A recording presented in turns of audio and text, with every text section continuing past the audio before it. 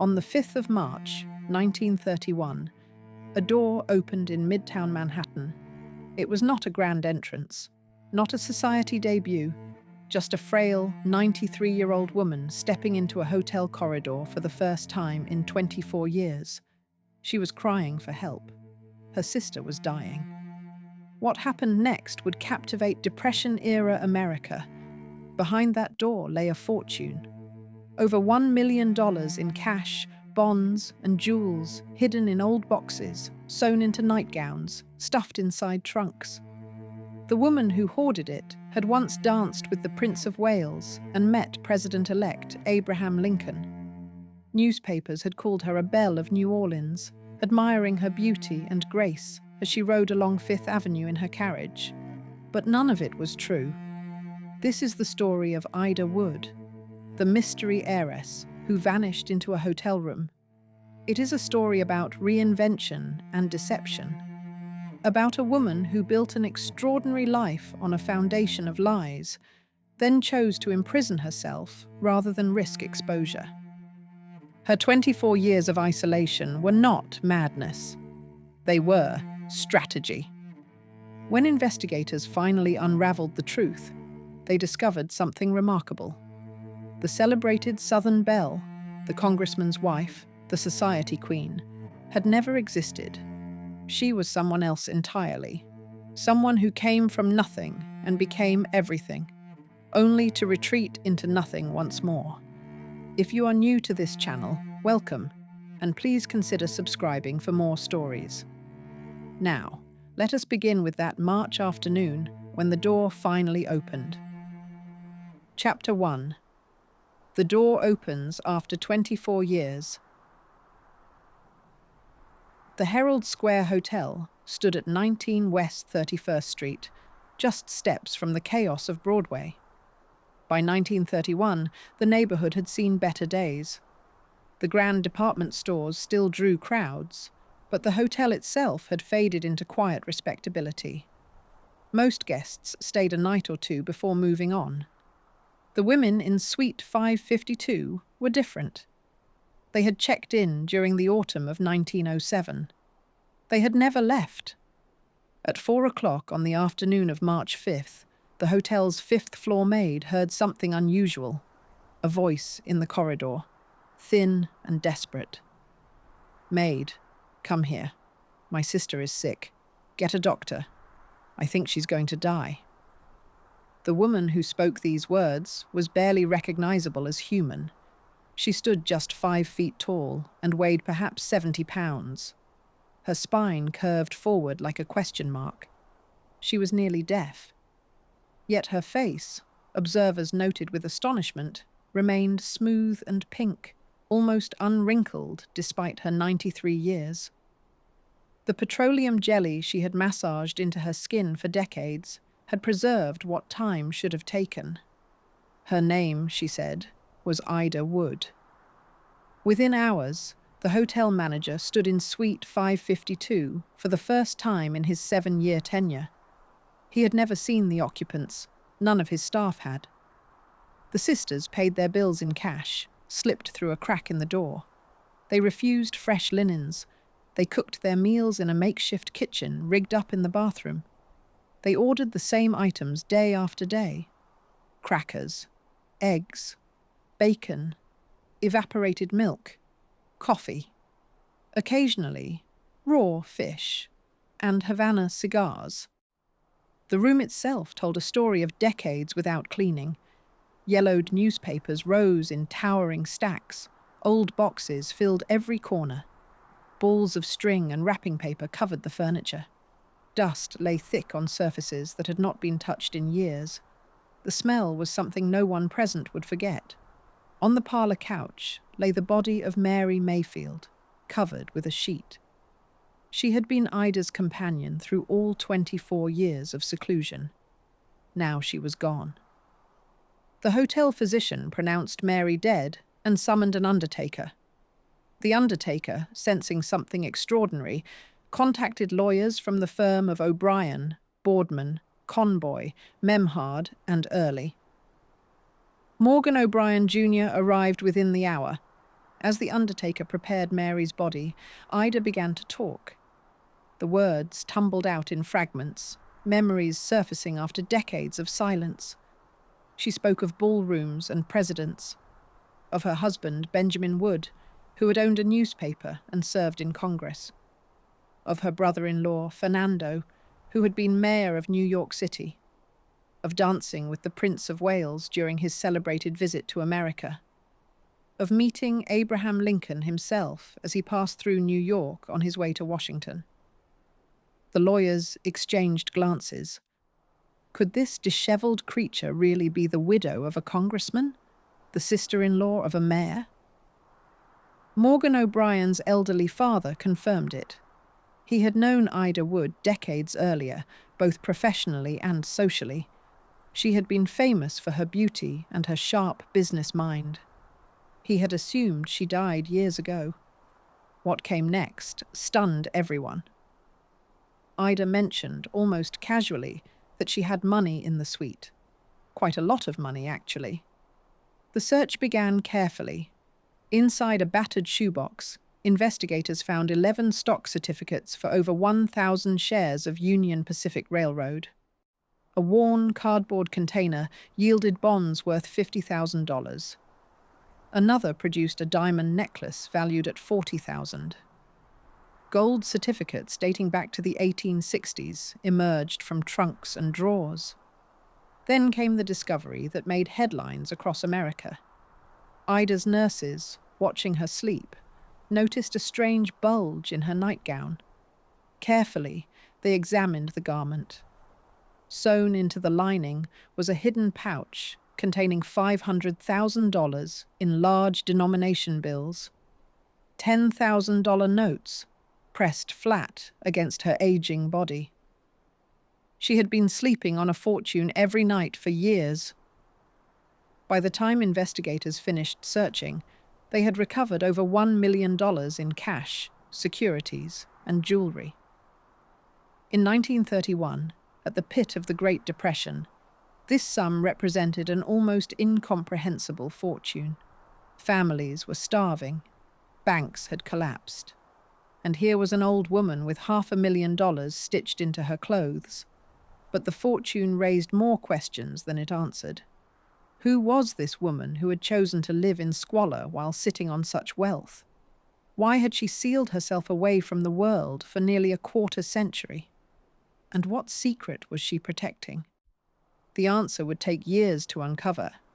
It would lead investigators across oceans, through dusty archives, into graveyards and bakeries and parish records. When they finally found the truth, it would prove more remarkable than anyone imagined. Ida Wood was not who she claimed to be. She had never been. Chapter 2. The Irish Immigrant's Daughter. The woman who would become Ida Wood began her life as Ellen Walsh, born on the 14th of January 1838 in the English mill town of Oldham. Oldham sat in Lancashire, north of Manchester, where cotton was king and the air hung thick with soot. The textile mills dominated everything. They shaped the skyline, dictated the rhythms of daily life, and consumed the labour of anyone desperate enough to need work. Thomas Walsh was such a man. Thomas had come from Ireland, from County Meath, bringing little with him except strong arms and the willingness to use them. In Oldham he found employment and a wife. Anne Crawford had also fled Ireland, though her family's roots lay in Dublin. Her people had owned a bakery there, modest but respectable. Family legend held that during a bread riot, the Crawfords were spared violence because neighbours remembered their charity to the hungry. It was the kind of story that followed immigrant families across oceans, a small piece of dignity to clutch when dignity was scarce. Thomas and Anne married in 1836. Children came quickly. Ellen was among the eldest of what would eventually be 11 siblings. 11 mouths to feed on a textile worker's wages. The details of Ellen's earliest years remain sparse, preserved only in fragments of parish records and census documents. What is certain is that the Walsh family did not stay in England. Sometime in the early 1840s, when Ellen was still a young child, they joined the great tide of Irish emigration to America. The crossing would have been brutal. Immigrant ships of that era earned the name coffin ships for good reason. Families crammed into steerage, sharing tight quarters with strangers, sickness, and fear. Many who boarded in Liverpool or Cork never saw the American shore.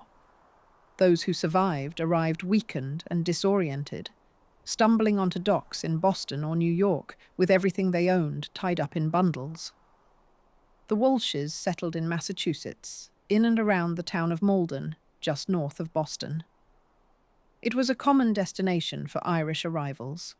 The established community offered familiar faces, Catholic churches, and the promise of work.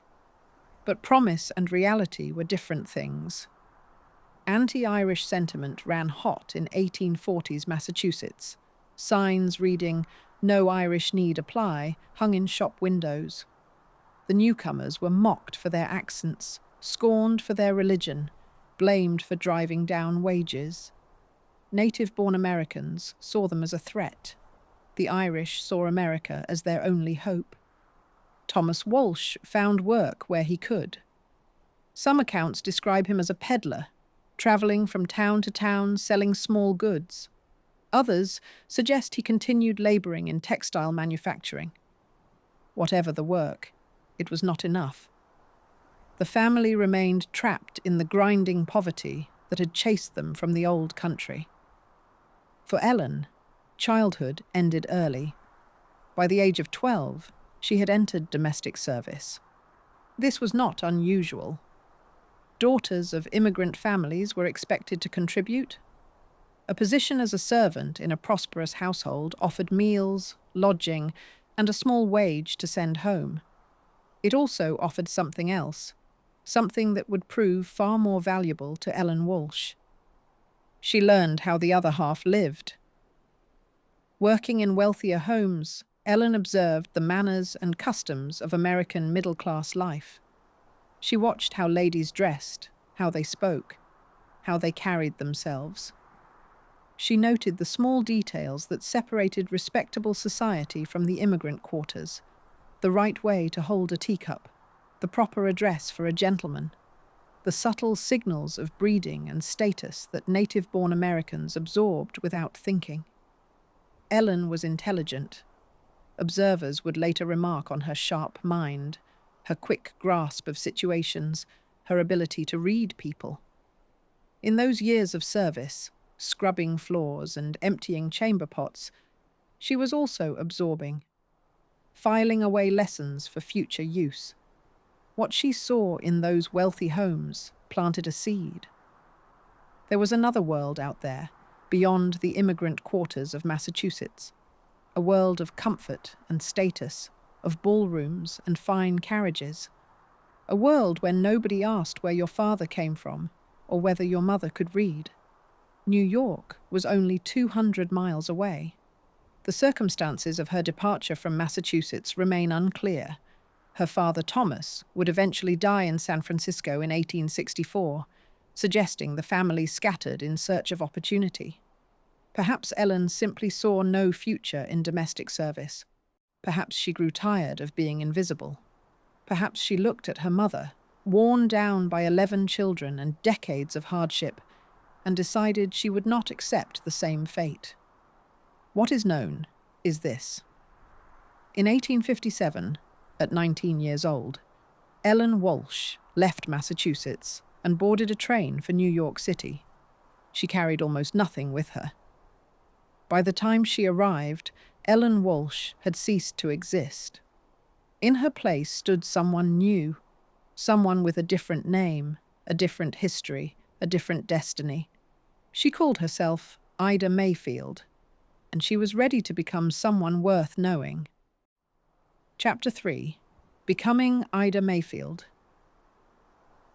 New York City, in 1857, was a place of miracles and monsters. Over 800,000 people crowded onto Manhattan Island, more arriving every day. The streets teemed with immigrants and merchants, beggars and bankers, criminals and clergymen. A young woman could lose herself in such a city, or she could find herself. Ellen Walsh chose to become someone else entirely. She arrived by train, likely at the Hudson River Railroad depot, carrying whatever small savings she had accumulated from years in service. The city that greeted her bore little resemblance to quiet Malden. Broadway stretched northward in a river of carriages and omnibuses. The noise was constant. The possibilities were endless. Her first order of business was survival. She needed lodging, income, connections. But Ellen had something more ambitious in mind than simply getting by. She had come to New York to transform herself, and transformation required research. She began collecting newspapers, the Herald, the Tribune, the Times. But it was not the news that interested her. She turned instead to the social columns, those breathless accounts of who attended which ball, who dined with whom, whose daughter had debuted, and whose son had scandalized. These pages mapped an invisible city that existed alongside the one she walked through, a city of wealth and privilege, of brownstones and grand parties, of names that mattered. Ellen studied these columns the way a general studies enemy terrain. She learned the hierarchies. Old money looked down on new money. New money looked down on everyone else. The right family connections opened doors that remained forever closed to outsiders. Reputation was currency. A woman's value lay in her beauty, her breeding, and her prospects for marriage. She had beauty. Breeding could be invented. Prospects would follow. The name came first. Ellen Walsh would never do. It announced her origins with every syllable. She needed something elegant, something southern, something that suggested old plantations and inherited wealth. She chose Mayfield. The word had a pleasing sound. It evoked green fields and gentle living. It told no one where she actually came from. Ida Mayfield. She practiced saying it until it felt natural. Next came the backstory. Simply having a fine name was not enough. People would ask questions. Where are you from? Who are your people? She constructed answers with care. Her father, she would say, was Henry Mayfield, a prosperous sugar planter from Louisiana. Her mother was Anne Mary Crawford, descended from the Earls of Crawford in Scotland. This lineage placed her firmly among Southern aristocracy, with a touch of European nobility for good measure. She was a belle of the South, who had come north seeking culture and society. None of it was true. There was no Henry Mayfield, no Louisiana plantation, no connection to any Scottish earls. The entire edifice was fiction, built from scraps gathered from newspapers and imagination. But Ida understood something essential about New York society. People believed what they wanted to believe. A beautiful young woman with charming manners and a good story would not face rigorous investigation. Who would check birth records in Louisiana?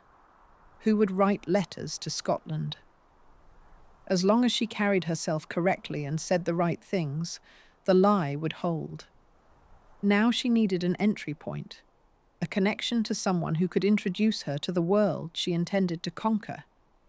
His name appeared frequently in the papers. Benjamin Wood, publisher of the New York Daily News, businessman, politician, brother of Fernando Wood, whose shadow loomed large over City Hall. He was known to enjoy the company of beautiful women. He was currently married to his second wife. He was, by all accounts, susceptible to flattery. He was also nearly twice her age. Ida did not care. On the 28th of May, 1857, she sat down and composed a letter unlike any a respectable young woman would send. It was bold. It was calculated. It was extraordinary.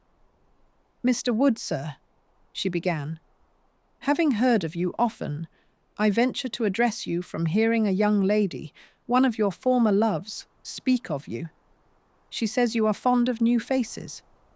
I fancy that as I am new in the city, and in a fair decour, that I might contract an agreeable intimacy with you, of as long duration as you saw fit to have it. She went on to describe herself as handsome, though not excessively so. She included a post office box number for his reply. She signed the letter Nellie, the last time she would ever use a diminutive of her real name. The letter was a gamble. A miscalculation could have destroyed her before she began. A gentleman might have ignored it, or, worse, exposed her as a fortune hunter. But Ida had chosen her target well. Benjamin Wood was not looking for propriety. He was looking for novelty. He replied. They arranged to meet. When Benjamin Wood first saw Ida Mayfield, he found a slender young woman with long, dark hair and fine features. She was not the great beauty she had modestly disclaimed. She was better. She had presence. She had poise. She spoke of Louisiana and her distinguished family with the confidence of someone who had never known anything else. He was captivated. What Benjamin saw was a charming Southern belle, refined and available. What he did not see was the truth. Ellen Walsh had vanished completely. In her place stood Ida Mayfield, a woman with no past and unlimited future. The deception had begun. Chapter 4. The Congressman's Mistress. The arrangement suited them both. Benjamin Wood got a beautiful young companion who asked no questions about his marriage. Ida Mayfield got access to a world that would otherwise have remained forever closed. Within weeks of their first meeting, she had become a fixture in his life. Benjamin introduced her to his circle as a charming acquaintance from Louisiana, a young woman of good family visiting the city. If anyone suspected the true nature of their relationship, they kept quiet. In Gilded Age New York, discretion was its own currency. A powerful man's private affairs were his own business, so long as appearances were maintained. Ida learned quickly how to maintain appearances. She attended dinners at the finest restaurants, always on Benjamin's arm. She appeared at theatrical performances in boxes reserved for the city's elite. She mingled with politicians, publishers, and their wives, never once betraying her origins. The story of Henry Mayfield and his Louisiana plantation grew more elaborate with each telling. Ida discovered she had a gift for embroidery, adding details that made the fiction feel lived in. The smell of magnolias, the sound of her father's voice, a childhood memory of the Mississippi at sunset. Nobody checked. Nobody questioned. The lie took root and flourished. By 1860, Ida had established herself as one of the most talked-about women in New York society. Reporters described her as possessing a bright plumage and fragile beauty that made her remarkable, even in what they called the parasol age. She cultivated an image of Southern refinement, speaking softly, moving gracefully, always appearing slightly mysterious. Men found her fascinating. Women found her threatening. Both reactions served her purposes. Her daily routine became a spectacle unto itself. Every afternoon, at precisely 4 o'clock, Ida departed for her carriage ride. 2 liveried footmen attended her as she climbed into the vehicle. She would direct the driver to the Manhattan Club, where Benjamin conducted much of his business. He emerged promptly when she arrived, joining her in the carriage. Together they rode north along Fifth Avenue, past the brownstones of the wealthy, past the grand hotels and fashionable shops, seeing and being seen. She sat rigidly beside him, tilting her fringed parasol against the afternoon sun. She never slouched. She never laughed too loudly. She was always immaculate, always composed, always playing the role she had invented for herself. The peddler's daughter had become a woman that other women envied and other men desired. Then came October of 1860. The Prince of Wales had crossed the Atlantic for a grand tour. The future King Edward VII, eldest son of Queen Victoria, was making his way through the former colonies. New York society convulsed with excitement. Every hostess in the city angled for an invitation to the events honoring the royal visitor. The ball at the Academy of Music promised to be the social occasion of the decade. Ida was there. On Benjamin's arm, she entered a room glittering with crystal and candlelight. The cream of American society had gathered to pay homage to British royalty. And when the dancing began, Ida Mayfield found herself partnered with the prince himself. She danced with the future King of England. The servant girl from Massachusetts now moved across a polished floor with a man who would one day rule an empire.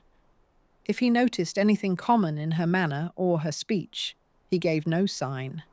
She was, for those few minutes, exactly who she claimed to be. It was perhaps the greatest triumph of her invented life. Less than a year later, another historic figure crossed her path. In February of 1861, President-elect Abraham Lincoln traveled from Illinois to Washington for his inauguration. His train stopped in New York City, where crowds gathered to catch a glimpse of the man who would lead a nation on the brink of civil war. Benjamin Wood's political connections secured an introduction. Ida stood before the tall, gaunt figure who would soon become the 16th president. What words passed between them went unrecorded, but she would later count this meeting among her greatest memories, proof of how far she had risen from the immigrant quarters of Malden. The irony was considerable. Benjamin Wood and his brother Fernando were staunch Democrats with Southern sympathies. They opposed Lincoln, opposed the war, opposed abolition.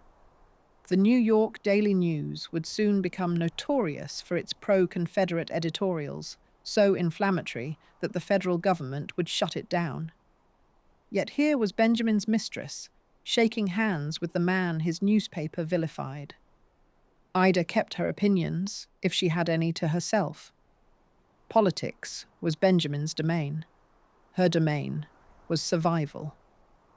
The affair continued year after year. Benjamin's second wife, Delia, remained a distant figure, increasingly unwell. Ida waited. She had gambled everything on this relationship, and she was not the type to fold a winning hand prematurely. The decade of the 1860s rolled forward, bringing war and upheaval to the nation. But inside the protected world of Manhattan's elite, Ida Mayfield continued her performance. She was now approaching 30. In an era when women were expected to marry young or not at all, her position grew precarious. An aging mistress had limited options. But Ida had spent 10 years building something more durable than mere romance. She had made herself indispensable to Benjamin Wood. She understood his business, managed his social calendar, and had become the public face of his private life. When Delia Wood finally died in 1867, Benjamin did what Ida had been waiting a decade for him to do. He made her his wife. Chapter 5. The Gambler and His Shrewd Wife. The ceremony was a quiet affair that drew little attention from the newspapers that had once chronicled Ida's every appearance. Benjamin was 47 years old. His bride was 29. The long patience had finally been rewarded. If Ida expected marriage to change her circumstances dramatically, she was disappointed. Benjamin continued his business dealings, his political maneuvering, his late nights at clubs where gentlemen gathered to drink and wager. What marriage did provide was legitimacy. Mrs. Benjamin Wood could go places that Miss Ida Mayfield could not. Society now welcomed her without reservation. She was now officially part of one of New York's most notorious political families. Her brother-in-law, Fernando Wood, cast a long shadow over the city. He had served as mayor 3 times, holding office from 1855 to 1858, and again from 1860 to 1861. His tenure was legendary for all the wrong reasons. Fernando had transformed corruption into an art form. He controlled patronage, manipulated elections, and enriched himself at public expense. When the state legislature stripped him of control over the city's police force, he simply created his own rival department, leading to open warfare in the streets between competing officers. Fernando's political machine operated through Mozart Hall, a faction he founded after losing control of Tammany Hall. The Wood brothers worked in concert, Benjamin running the newspaper while Fernando pulled political strings.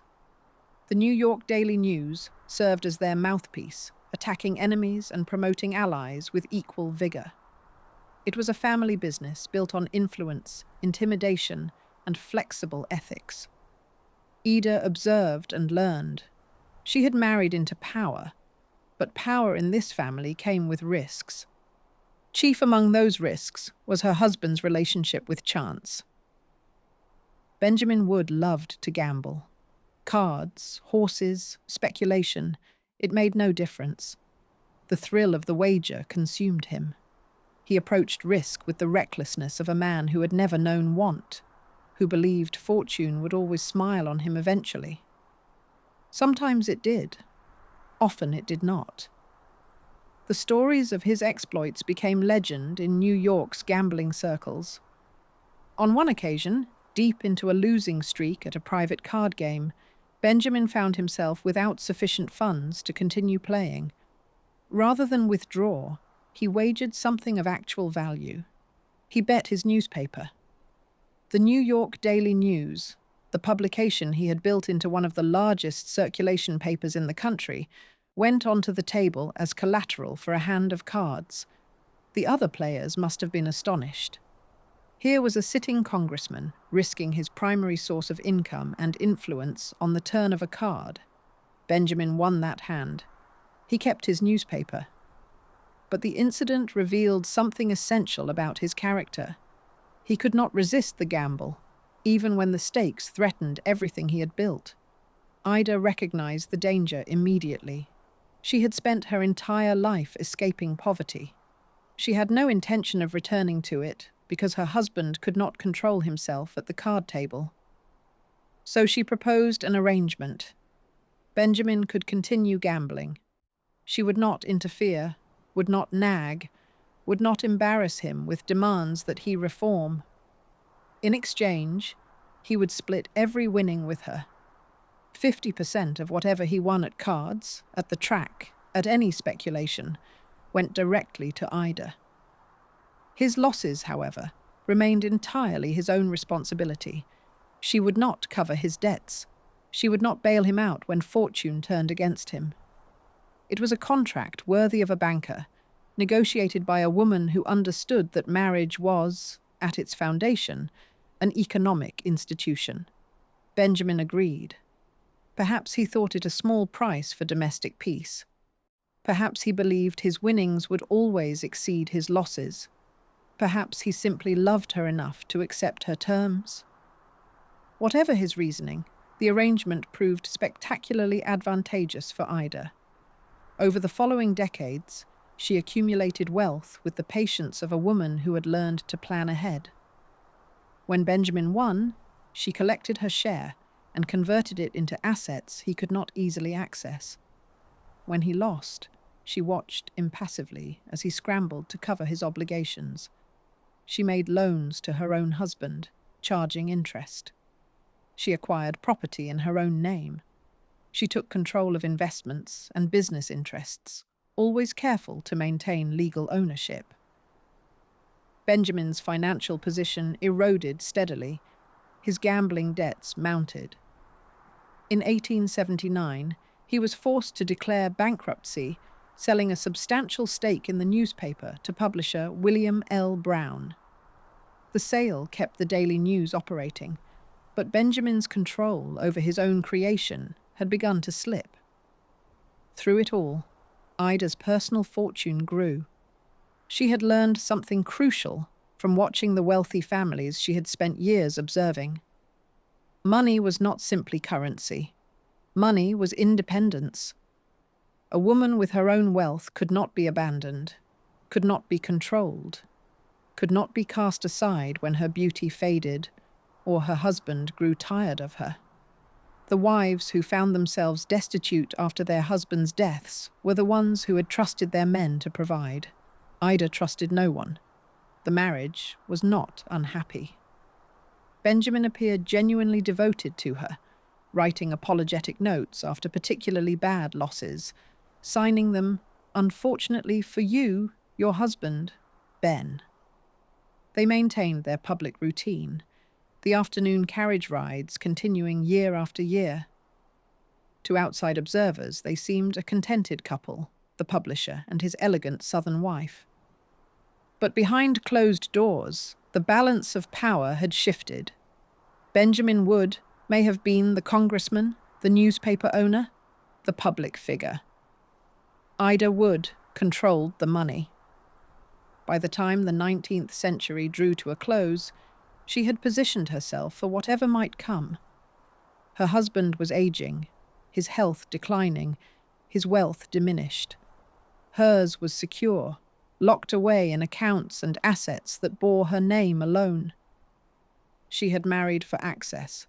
She stayed married for accumulation. And when the time came, she would be ready. Chapter 6. The sister who became a daughter. There was a child. From the earliest days of their affair, Ida and Benjamin presented a young girl as their daughter. Her name was Emma. She appeared in their household, attended family gatherings, and was introduced to society as the natural consequence of their union before marriage. In an era when such arrangements raised eyebrows, but not necessarily scandal, Emma Wood was accepted as what she appeared to be. She was not what she appeared to be. Emma was not Ida's daughter. She was her sister. The girl had been born in 1857, the same year Ida left Massachusetts for New York. Her birth certificate, when investigators eventually located it decades later, listed her parents as Thomas and Anne Walsh. Emma was the youngest of the Walsh daughters. How she came to be in Ida's care remains one of the enduring mysteries of this story. One possibility is simple logistics. When Ida departed for New York at 19, Emma was an infant. Perhaps the Walsh family, overwhelmed by too many mouths to feed, sent the baby to live with their eldest daughter once she had established herself. A child could be explained away. A sister arriving from Massachusetts would raise suspicions.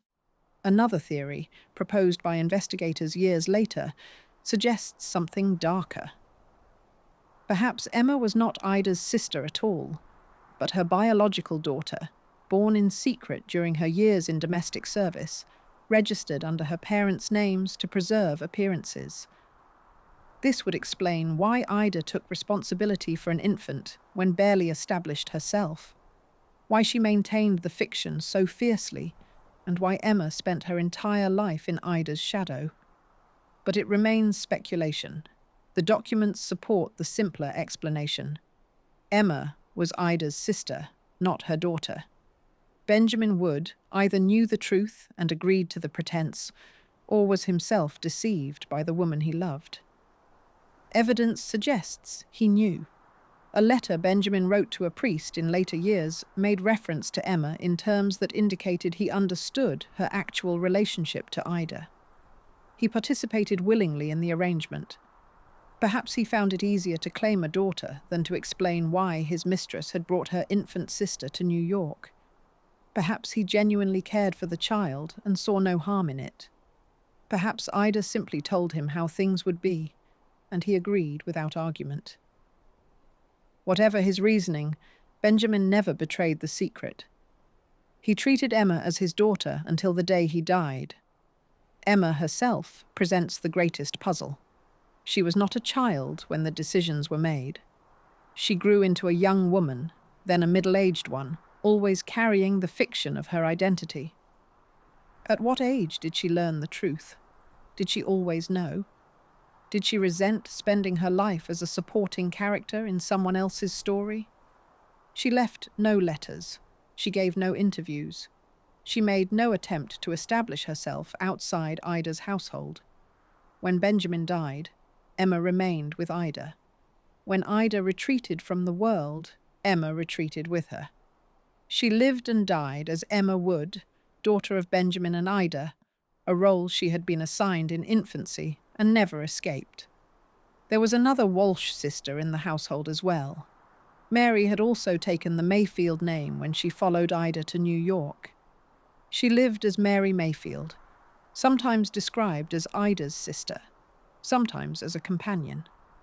Her presence was less problematic than Emma's. An unmarried sister living with a married couple raised no scandal. Mary could be exactly what she was, minus the Walsh surname and everything it revealed. The three women formed a peculiar unit. Ida, the matriarch, architect of their collective fiction. Emma, the eternal daughter, her true identity submerged beneath the lie. Mary, the shadow sister, present but peripheral, keeping the family secret. They would remain together for the rest of their lives. The question of why matters less than the question of what it cost. Emma Walsh gave up her name, her history, her chance at an independent life. She could never reveal her true origins. She could never explain her relationship to the elegant Mrs. Wood without unraveling the entire fabrication. She was trapped, perhaps willingly, perhaps not, in an identity constructed by someone else for someone else's benefit. When Ida eventually sealed herself away from the world, Emma sealed herself away too. The girl who had been carried to New York as an infant would spend her final decades in a cramped hotel suite, surviving on the same meager provisions as her sister, speaking to no one outside those 2 rooms. She would not survive to see the door open in 1931, having lived her entire existence within the boundaries of a borrowed identity. The hospital records listed her as Emma Wood, the daughter of Benjamin and Ida. The lie outlived her. Chapter 7. From Widow to Recluse. Benjamin Wood died on February 21st, 1900. He was 80 years old. The obituaries praised his long career in publishing and politics, his service in Congress, his role in building the New York Daily News into one of the nation's largest newspapers. They made no mention of the gambling debts, the bankruptcy, the years of financial turmoil. Ida did not hold a public funeral. She arranged a private burial and refused all visitors who came to offer condolences. The society columns noted her absence from the mourning rituals expected of a prominent widow. Some attributed this to overwhelming grief. Others whispered that Mrs. Wood had always been peculiar, too proud, too private. The truth was simpler. Ida had spent 40 years performing for New York society. She was done. Within months of Benjamin's death, she sold the New York Daily News. The newspaper Benjamin had once wagered in a card game passed out of the Wood family forever. She was now extraordinarily wealthy, and she was alone. The mansion where she had entertained senators and socialites felt too large, too exposed. Ida began moving between hotels, taking suites at various establishments, staying a few months here, a few months there. Emma and Mary accompanied her, all of them drifting through the city like ghosts of a vanished era. Then came the panic. In October of 1907, the American financial system nearly collapsed. Bank failures spread across the country. Depositors lined up around city blocks, desperate to withdraw their savings before the institutions holding them disappeared.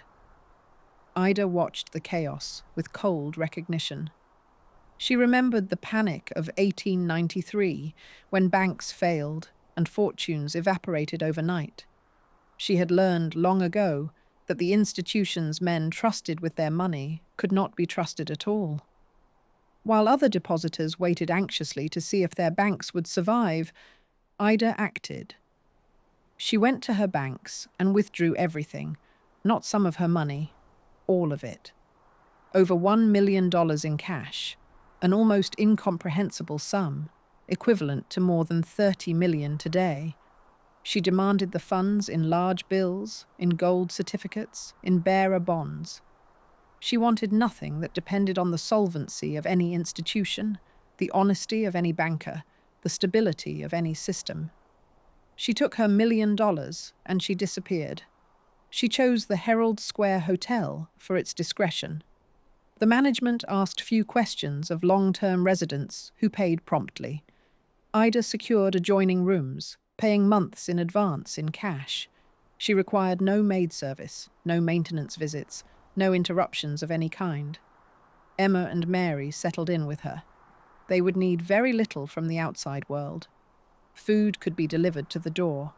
Newspapers could be left in the hallway. Everything else they would do without.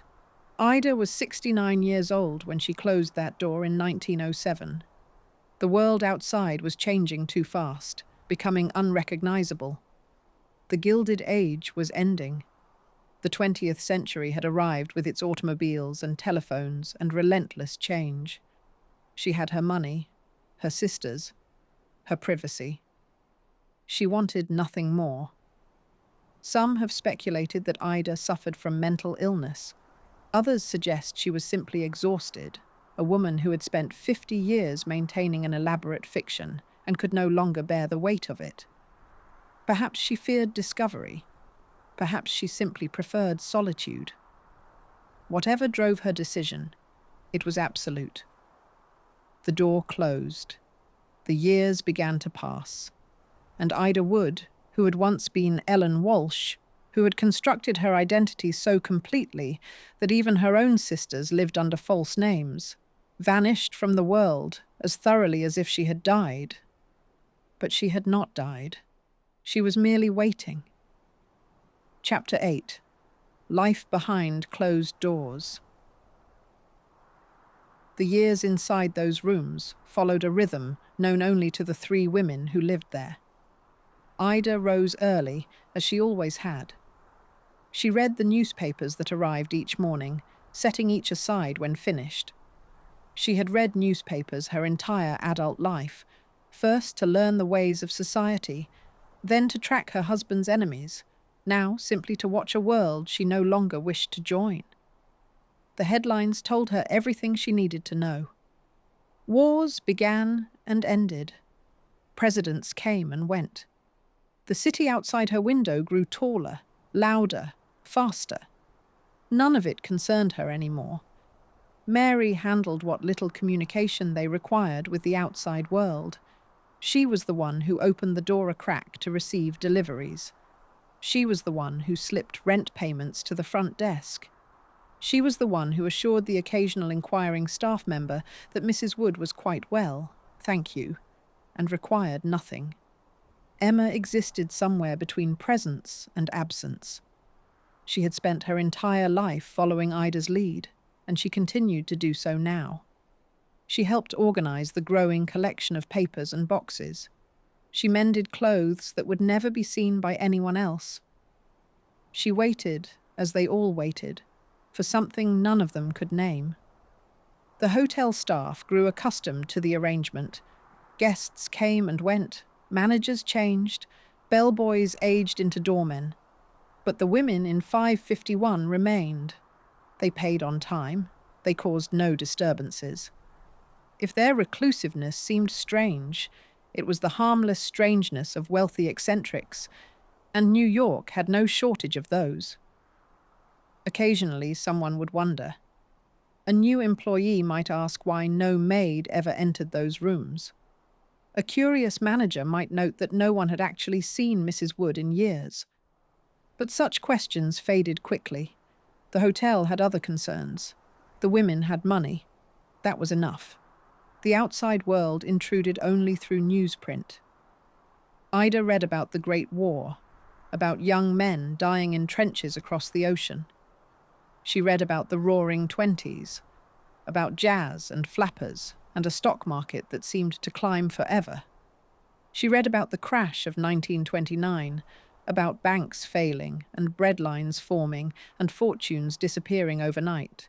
She must have felt vindicated. She had withdrawn her money 22 years earlier.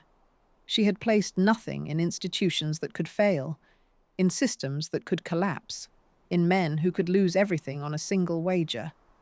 Her $1 million remained exactly where she had put it, hidden throughout the rooms in places only she knew. But money could not stop time. Emma grew frail first.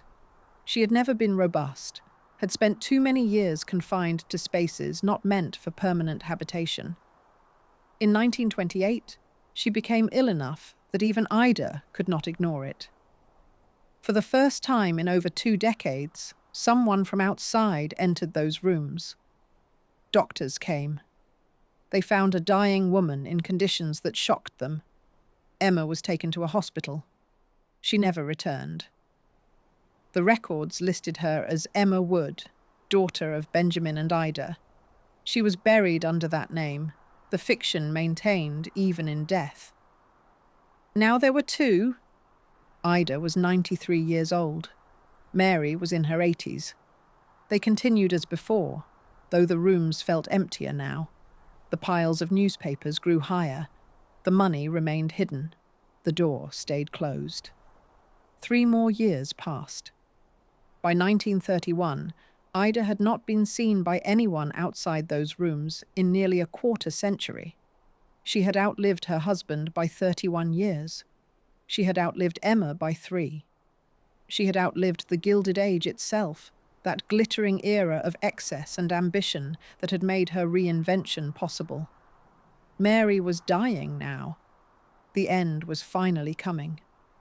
And Ida, who had controlled everything for so long, who had constructed an entire false history and maintained it for 7 decades, would soon have to open the door and let the world back in. She was not ready, but then she never would be. Chapter 9. The Hunt for the Heiress. The newspapers descended on the story like vultures on carrion. Within days of the door opening at the Herald Square Hotel, Ida Wood had become the most talked-about woman in America. The headlines competed for the most sensational angle. Mystery heiress found after decades in hiding. Recluse. Widow hoarded fortune in hotel room. Millionairess lived on crackers while sitting on treasure. In the depths of the Great Depression, when millions of Americans had lost everything, the tale of an elderly woman who had hidden a fortune in cash struck the public imagination with particular force. Reporters staked out the hotel, bribing bellboys for scraps of information and photographing anyone who entered or exited.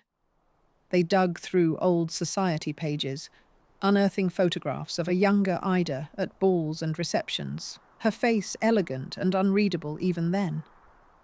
They interviewed anyone who claimed to have known her, though such claims grew more dubious by the day. The woman who had spent a generation avoiding the world now found the world utterly fascinated by her. Ida refused to cooperate. When journalists managed to reach her new accommodations at a private sanatorium, she turned away without speaking. When lawyers arrived with questions about her estate, she answered in monosyllables or not at all. She was 93 years old, frail, and entirely uninterested in explaining herself to strangers. She had kept silent for 7 decades. She saw no reason to speak now. The courts, however, required answers. With Mary dead and Ida clearly unable to manage her own affairs, a judge appointed the City Trust Company as administrator of her estate. Their first task was to inventory exactly what she possessed, a process that took weeks and produced astonishing results. Beyond the cash found sewn into clothing and stuffed into boxes, investigators discovered bank accounts that Ida had apparently forgotten, safe deposit boxes she had not visited in decades, and property deeds to real estate across the city. The total value of her holdings was staggering, making her one of the wealthiest women in New York. at a time when wealth had become vanishingly rare. The announcement triggered a gold rush of the desperate and the opportunistic. Within months, more than 1,000 people had filed claims against the Ida Wood estate. They came from across the country and beyond, each armed with a story connecting them to the mysterious heiress. Some claimed to be distant cousins of Benjamin Wood, presenting elaborate genealogies that traced their lineage back to colonial New England. Others insisted they were relatives of Ida Mayfield herself, descendants of the Louisiana sugar planter she had always claimed as her father. A few simply appeared with forged documents and hopeful lies, gambling that the confusion surrounding her identity might work in their favor. The claimants included a remarkable cross-section of American society in 1931. There were impoverished widows who believed a connection to the Wood family might save them from destitution. There were professional heir hunters who made their living tracking down unclaimed estates and taking a percentage of whatever they recovered. There were confidence men and fraudsters who saw an opportunity in an old woman's accumulated wealth. And somewhere among them, though no one yet knew it, were the actual relatives of Ellen Walsh, the Irish immigrant girl who had become Ida Mayfield, who had become Ida Wood. The problem was proving anything. Ida herself was no help. When questioned about her background, she either repeated the story she had told for decades, that she was the daughter of Henry Mayfield of Louisiana, or she simply said nothing at all. Her mind, sharp enough to manage her finances for 60 years, had begun to wander. She confused past and present, spoke to people who were not there, and occasionally forgot where she was entirely. Whether this represented genuine cognitive decline or a final, elaborate performance designed to protect her secrets, no one could say with certainty. The Surrogates Court of New York faced an unprecedented situation. They had an estate worth over $1 million, more than 1,000 people claiming rights to it, and a central figure whose entire identity was in question. Sorting through the competing claims would require an investigation unlike anything the court had undertaken before. Someone would need to trace Ida Wood's life backward, examining every document, interviewing every surviving witness, following every lead until the truth finally emerged. That task fell to a young lawyer named Joseph Cox, and what he discovered would prove more extraordinary than anyone had imagined. Chapter 10. The Magnificent Hoax Revealed. Joseph Cox approached the case with the methodical patience of a man who understood that lies, no matter how carefully constructed, always leave traces. He began not with the claimants, but with the woman herself, examining every document that bore her name: marriage certificates, property deeds, bank records, correspondence, anything that might reveal an inconsistency in the story Ida Wood had maintained since before the Civil War. The task was enormous, but Cox had time. The estate was not going anywhere, and neither was Ida. The first crack appeared in the most unlikely place.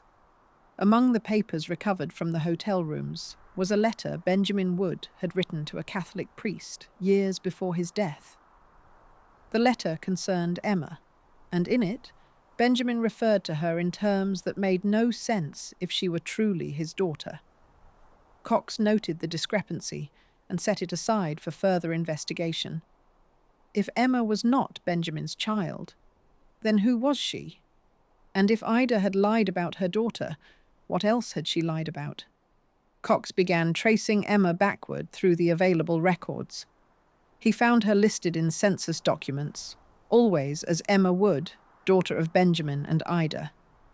But birth certificates told a different story. The original document, buried in Massachusetts archives, listed Emma Walsh as the daughter of Thomas and Anne Walsh. Cox now had proof that Emma was not Ida's daughter, but her sister. The carefully constructed story of the Wood family had begun to unravel.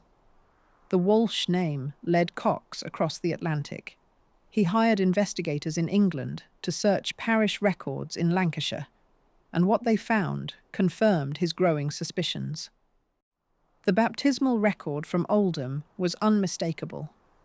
The woman who called herself Ida Mayfield had been christened Ellen Walsh.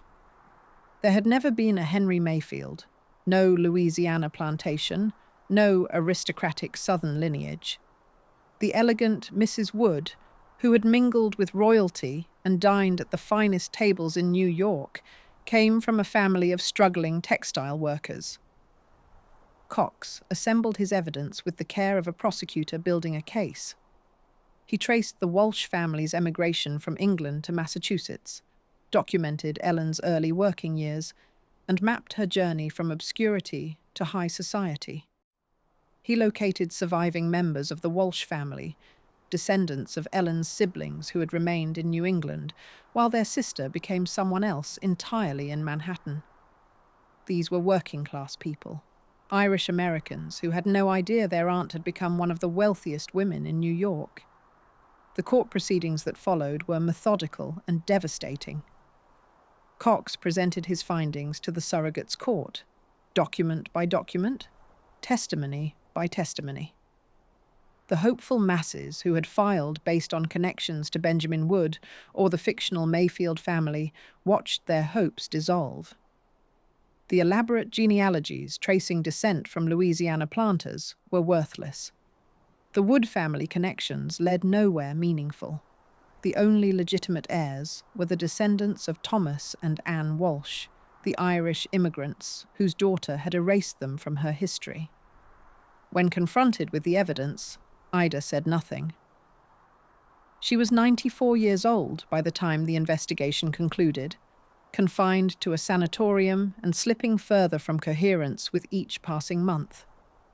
Whether she understood that her life's work had been dismantled, that the identity she had spent a lifetime constructing had been laid bare, no one could say. She offered no confession, no explanation, no defense. She simply existed, a woman without a name that was truly hers, waiting for the end. The court ultimately identified 10 legitimate heirs, all descendants of the Walsh family.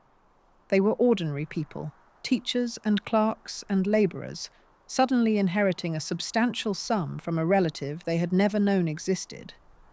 The other 1,100 claimants received nothing.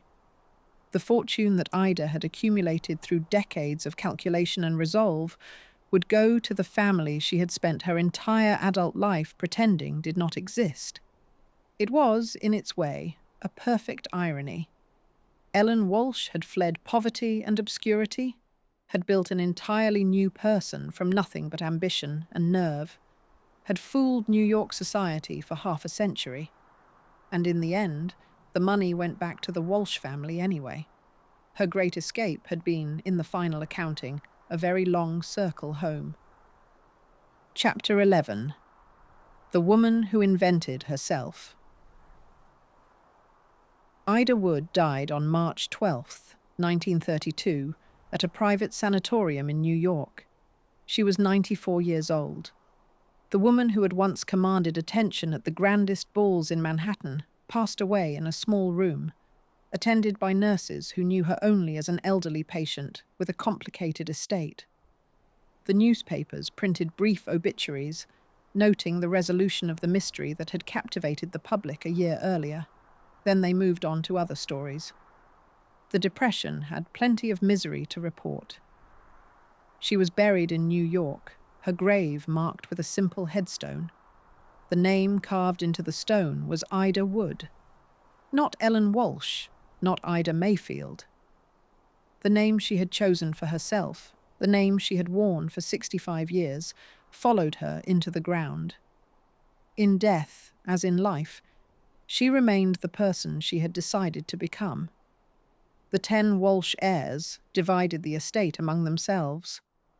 For working-class families struggling through the worst economic collapse in American history, the inheritance was transformative. Teachers could pay off mortgages, laborers could start businesses, children could attend college. The fortune that Ida had hoarded in hotel rooms, that she had guarded so fiercely she would rather go hungry than spend it, finally circulated back into the world. Whether she would have approved is impossible to know. She had, after all, spent decades ensuring that money would never reach those particular hands. What remains, nearly a century later, is the question of what to make of her. She was a liar. That much is beyond dispute.